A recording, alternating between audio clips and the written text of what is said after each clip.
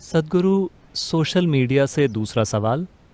आर्यन सेन ये पूछ रहे हैं कि शारीरिक, मानसिक और आध्यात्मिक कल्याण के लिए पुरुष का सीमन कितना महत्वपूर्ण है?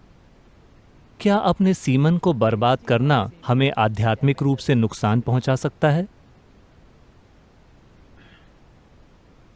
देखिए, आप जानते हैं कि आपकी शारीरिक मौजूदगी का आधार सीमन या वीर्य है। आप चाहे पुरुष हो या महिला, आपके शरीर को बनाने के लिए जिम्मेदार सामग्रियों का 50% ये है ना? हमारे पास चमड़ी है, हमारे पास चमड़ी के ऊपर की कोशिकाएं हैं, हमारे पास बाल हैं, हमारे शरीर के अनेक पहलू हैं। आप जानते हैं, दिल, गुर्दा, लिवर वगैरह वगैरह।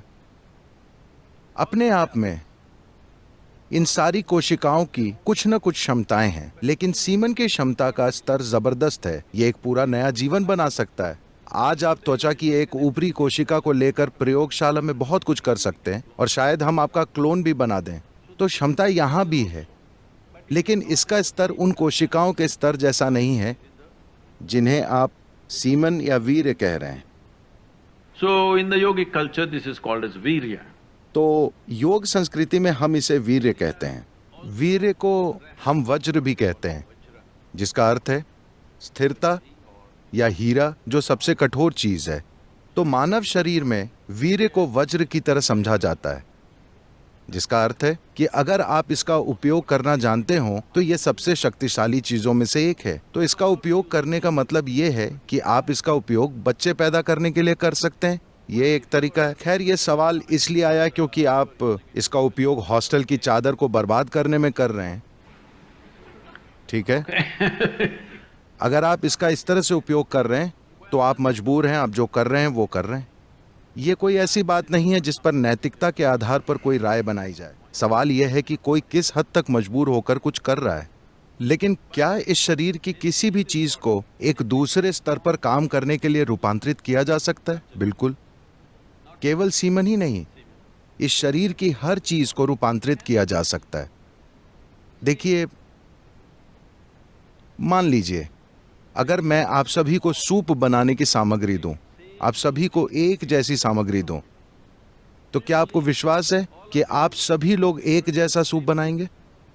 नहीं, आप 500 प्रकार के सूप बनाएंगे।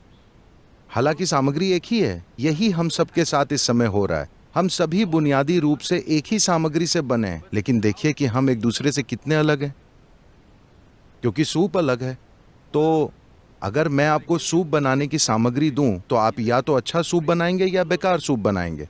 ये इस बात पर निर्भर करता है कि आप ये काम कितना जानते हैं, है ना? तो ठीक ऐसा ही हर चीज के साथ होता है, केवल सीमेन के साथ ही नहीं। अपने मन और शरीर के हर आयाम को आप किसी जबरदस्त चीज में रूपांतरित कर सकते हैं, या आप इसे साधारण बना सकते हैं, या आप इसे गंभीर समस्या में बदल सकते हैं। जीवन के हर पहलू को। ऐसा ही जीवन के इस पहलू के साथ भी होता है। यही ऊर्जा, देखिए, लोग शाब्दिक अर्थ लेते हैं, लेकिन अगर आप किसी विशेष चीज जैसे त्वचा के ऊपर की कोशिका को पैदा करना चाहते हैं तो शरीर इस पर ऊर्जा खर्च करेगा। पर अगर आप सीमेन की एक कोशिका को पैदा करना चाहते हैं तो शरीर बहुत अलग स्तर की ऊर्जा खर्च करेगा। इसे वैज्ञानिक रूप से सिद्ध किया जा सकता है। तो जब आप इसमें इतनी सारी ऊर्जा खर्च कर रहे हैं तो स्वाभाविक है कि इसमें एक क्षमता है, लेकिन क्या आप में उसे खोजने की काबिलियत है? क्या आप वो खोज करना जानते हैं? क्या ऐसा करने के लिए आपके पास साधना और मार्गदर्शन है? ये एक प्रश्न चिन्ह है।